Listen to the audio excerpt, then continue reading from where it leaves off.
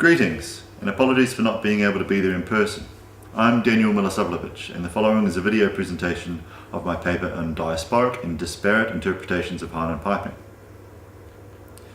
To begin with, I'd like to discuss that many Western peoples appear to believe that the Highland bagpipe both comes from and represents Scotland, that the Highland bagpipe embodies Scottish tradition, history and heritage, that the Highland bagpipe's music is ancient, primitive, brutal, undeveloped, basic and even barbaric, that the Highland bagpipe is inherently loud and will deafen them, that the Highland bagpipe is a symbol of Scottish, Celtic, Gaelic and arguably British identity.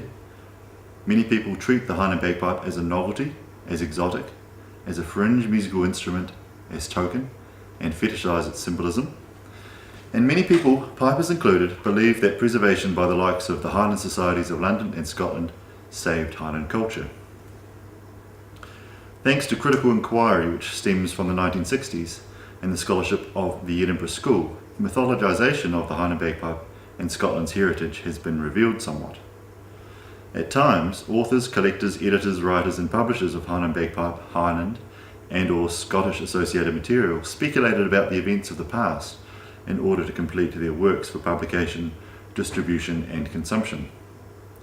The role of romanticisation, especially during the Victorian era, is arguably of major significance. Rather than going into depth about these factors here, I'd like to recognise the important work of scholars that have exposed such concerns through evidence-based research. This offers much more contextually informed knowledge of the Highland bagpipe and its use. Some of those I consider of particular note are listed here, including the work of Simon McKerrell and Gary West. Scholars now seem to accept that progenitor bagpipes came to Highland areas by way of elsewhere in the British Isles and or Western Europe after the 15th century, and the instrument we know today was developed henceforth in association with changing social conditions. Pre-existing musical traditions already in common usage across the combined Gaeldom already were then transplanted onto this new and developing instrument. This repertoire and instrument were further developed in conjunction with each other over the period of several centuries. During this time, the Highlands underwent significant social transformation, arguably culminating with the Act of Prescription of 1746. Cheap argues that such transformation and the increased role of the Highland bagpipe in the military, as well as the changes brought about by the Industrial Revolution, led to the contemporary form of the Highland bagpipe instrument being established by about 1780. Others, such as Trevor Roper, have shown how previously unfashionable Highland culture came to be reworked in the 19th century and reconstructed as high culture. Dixon discusses attempts to standardise Highland piping on a national scale within Scotland through the efforts of improving organisations, which also had the effect of undermining, discourage and destroying local interpretations of Highland piping culture. Many scholars now question the necessity for preservation societies, suggesting that tradition was never really threatened, and arguing that efforts by such groups were ill-informed and potentially politically motivated. It is not my place to lecture you on the history of the Highland bagpipe. Rather, I've been working towards allowing for discussion of the global spread of Highland piping, which a number of these scholars make reference to in their scholarship. This global spread has occurred as a result of a number of factors. Perhaps the most cited are the so-called Highland clearances and the various economic, agricultural and industrial factors, among others, that contributed to them. This includes immigration resulting from the clearances, as well as from religious persecution, from missionary work, and from colonisation efforts, from British imperialism, from foreign trade and market opportunities, and from promised land opportunities in general.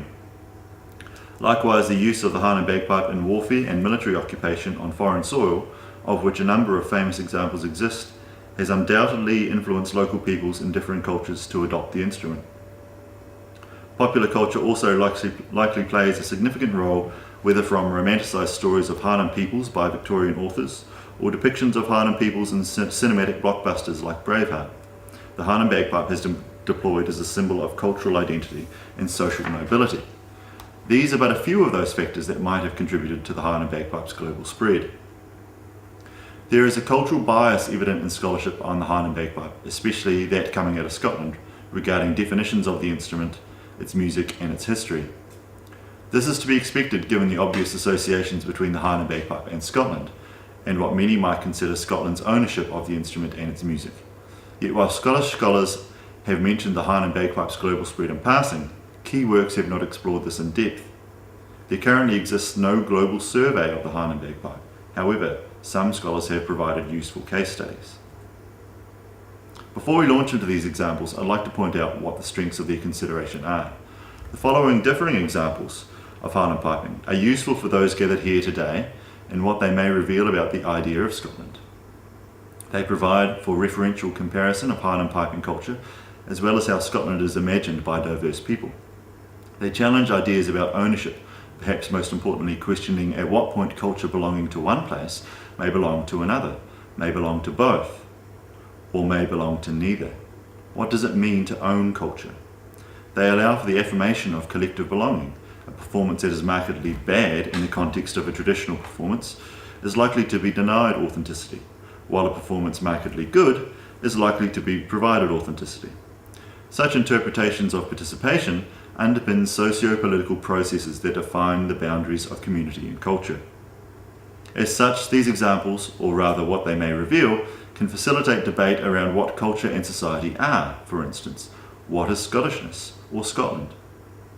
The social processes that such inquiry reveals allow us to learn about the world we reside in, how it operates, how it is structured, and what the world thinks of us, which is important when you begin to consider how foreign diplomacy shapes international relationships and domestic policy. In total, such cultural relativism allows for a great depth and range of critical scope, not only for culture and social history, but also for contemporary studies of culture and society. Some scholars have explored the Highland bagpipe within Canada. In particular, the work of Shears, Gibson and Loughton is worthy of mention. Both Shears and Gibson identify the localisation of the Highland bagpipe relative to Nova Scotia and question modern Scottish Highland bagpiping standards. Shears discusses localised instrument manufacturing and musical tradition, and Gibson discusses localised piping repertoire, technique, performance, tempo and standards. Meanwhile, Loughton examines the oral aesthetics of piping within Ontario, argues these aesthetics links to local community, and argues for a Canadian Scottish piping culture as distinct from that elsewhere. Anthony Ho-Wai Chung provides an informative inquiry into the historical role of Highland piping within a changing Hong Kong, and arguably due to Orientalism, draws particular attention to new interpretations of Highland piping. Jenny Coleman's work on the translocation of Highland piping from Scotland to New Zealand and the eventual emergence of a national piping scene here has been particularly informative for my own work on New Zealand's Highland piping history. Individually, these case studies provide case-by-case examples of where the Highland bagpipe's adoption, adaptation and appropriation by a local community, putting their own spin on the Highland piping tradition. Yet collectively, these works imply a global diversity of Highland piping traditions, customs and practices that are both partly consistent with those found in Scotland and are also divergent from them.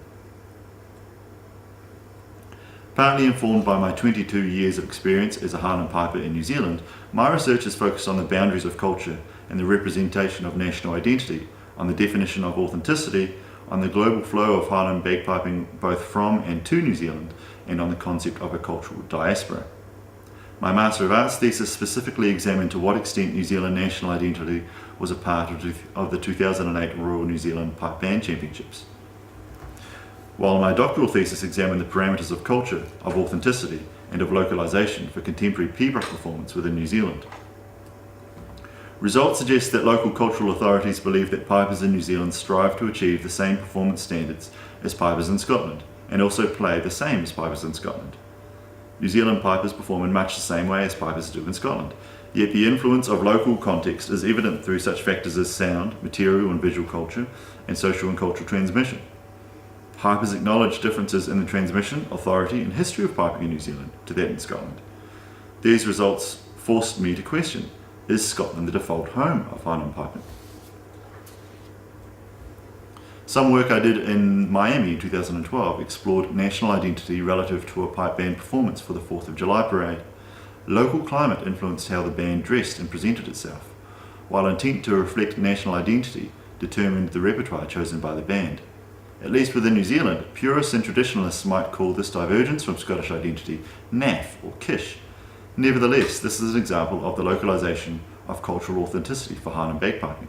Local communities practice the same concepts about authenticity in differing ways. What about other cultures? How have other local people nuanced Highland bagpiping, including its form, its values, or its standards?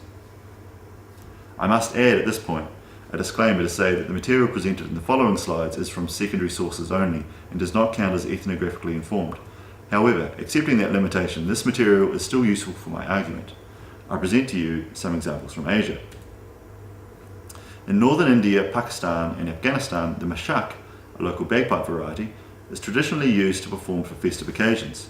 However, this instrument is increasingly being replaced by, or at least being considered synonymous with, the Highland bagpipe.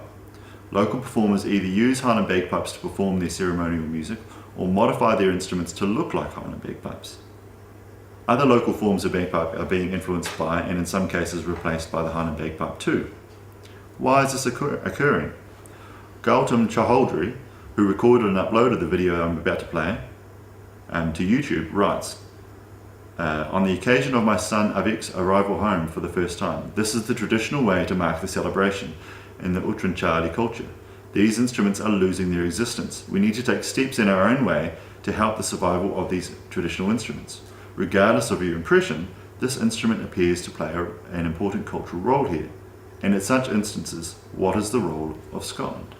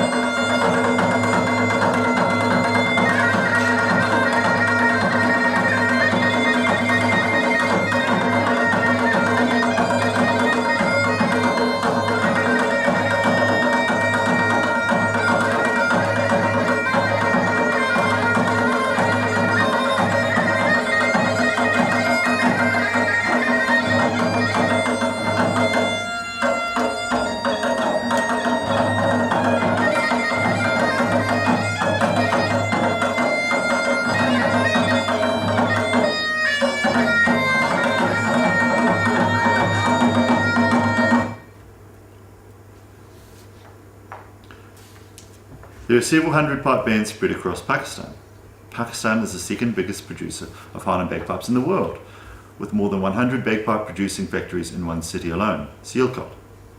Highland piping related products, including Highland attire, are sent and sold within Scotland and elsewhere as traditional Scottish culture. Some factories have claimed that up to 70% of their goods are sent to and sold within Scotland. Aficionados of Highland piping tend to argue that these instruments are of a lesser quality and can't be compared to Scottish manufactured instruments, but poorly made Scottish instruments also exist. There are evidently fairly set ideas about what constitutes an authentic instrument within one context that might not apply to others. Whatever argument you take, through authenticity the idea of Scotland is contestable by both communities and is a vital part of local economy. The British may have left the Indian subcontinent more than 65 years ago, but some traditions have stayed behind. Across Pakistan, bagpipe bands are a regular fixture at formal occasions, and while the unique sounds of the instrument may conjure up the chilly moors of Scotland, it's here in Sialkot, a major manufacturing city located on the dusty plains of Punjab province, where the legacy thrives. More than 100 factories produce bagpipes here, an industry which began in the 1920s, when a trader from Glasgow came to explore whether the city was a possible outlet. Bagpipes are big business in Pakistan. Export of the traditional Scottish instrument is part of a nearly $7 million international trade. A trade Farooq Ahmed's family has been a part of for 3 generations. His father founded the Imperial Pipe Company, which produces 200 ebony and rosewood bagpipes for global buyers every week. Our pipes are very popular. We send them as far as Scotland, China and Australia. Not only is the quality great, it's also very affordable. A Scottish-made pipe costs around $1,600, while those made by Ahmed retail for $400. His son Ibrahim is part of a new generation of Pakistani bagpipe enthusiasts. While not an easy instrument to play, this is not easy. This is not easy at all. Let's do it again. In Sialkot alone, there are more than 20 bands. Pakistan's bagpipe industry thrives against the odds. Chronic power shortages, a spiraling economy, and the Taliban and Al-Qaeda linked insurgency has crippled many businesses. But it appears none of that has been able to silence this historic and lucrative trade. Imtiaz Tayyab, Al Jazeera. And finally, the Sri Dasmesh Pipe Band is a Sikh community pipe band from Kuala Lumpur. In the following video we see them performing for the Anzac Day Parade in Sydney in 2009, a ceremony arguably central to contemporary Australian and New Zealand patriotism and national identity. Note how their Sikh identity is a part of their performance. According to their website, they also play a selection of local Asian tunes. Certainly within their performance, aspects of the Scottish pipe band and Highland piping are evident. This band belongs to the local Kuala Lumpur Sikh community, and with the number of families involved in the band, kinship, ancestry and identity are likely to be a major part of the operation. To what extent is Scotland a part of this band's identity and performance, and a part of how local people, and in this case foreign people, interpret their performance?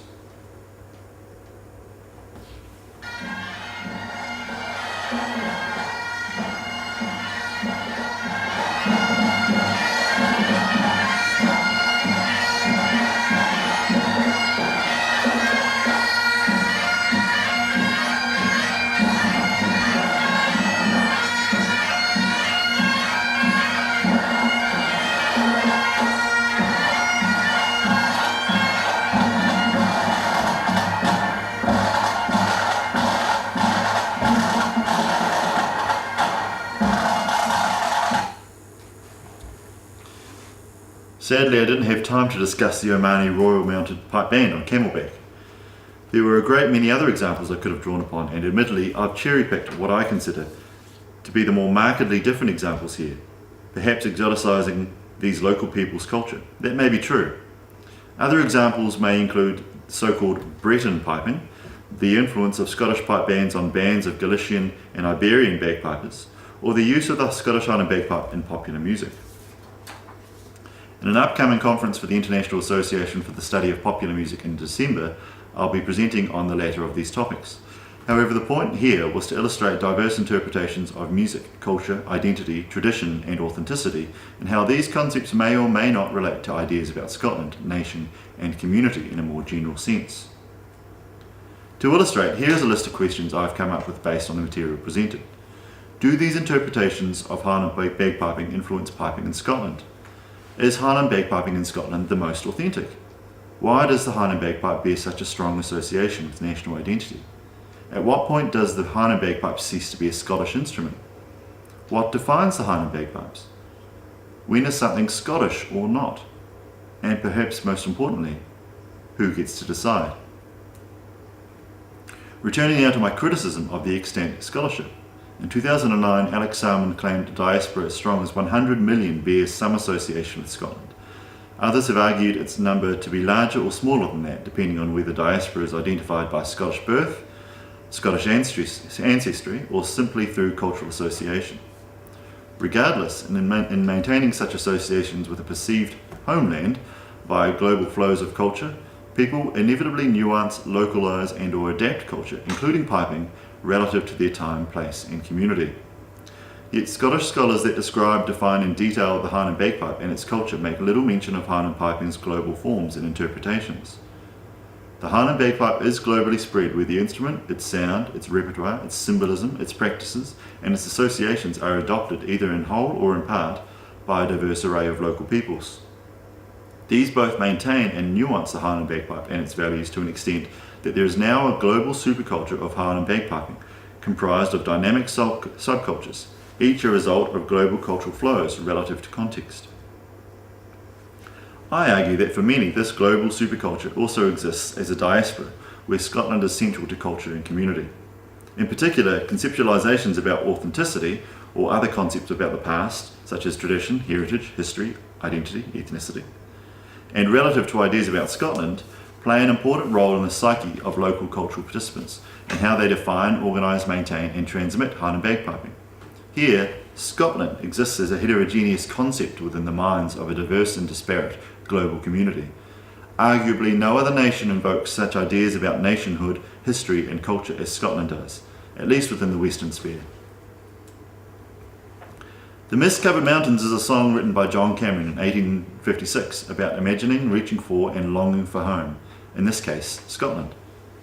The tune is a particularly popular tune with young pipers in New Zealand, although reasons for such popularity remain unexplored. I've used it here because of its allusion to the idea of Scotland, which as explored throughout this paper is evidently considerably complex and diverse. Where does nation begin and end? What does nationhood sound like? What defines an instrument or a tradition? To what extent is culture within a boundary influenced by forces beyond that boundary? And what does it mean to own culture? Such questions I ask rhetorically, of course, but these are wider unresolved questions in the social sciences that I argue will need to be understood if we are to realise the aims of this conference. Benedict Anderson famously argued that communities, including nations, are imagined by those who constitute community membership, but supposedly too by those who do not. Understanding Scotland musically, can we? Do we? This is a deviously complex title. To begin with, we would have to define exactly what we mean by using the terms understanding, Scotland, and musically. Without even addressing the question of national identity, we would also need to define whether it's possible to truly understand anything, and exactly who this we is. I argue that we certainly can try to understand Scotland musically, but to do so objectively we would need to understand how all the various peoples of the world define and practice the idea of Scotland, which is a seriously complex endeavour. With regards to whether we do understand Scotland musically, I argue that we do not, especially given this presentation on but one aspect of perceived Scottishness, and the way such variety and diversity has been overlooked in scholarship. I admit that I am in a privileged position as the ethnomusicologist in a setting far removed from Scotland, and I certainly do not intend to offend or demean the work of scholars that I have critiqued here. I have immense respect for those individuals and could not have conducted my own research without their work. That being said, I seek to address limitations for which we should all be aware in our work, and which would strengthen our collective scholarship. We, and those that read our work, could all benefit from better embracing the postmodern period and postmodernist ideas, global flows of culture, and limitations of our research if we are to begin to understand Scotland musically. Thank you.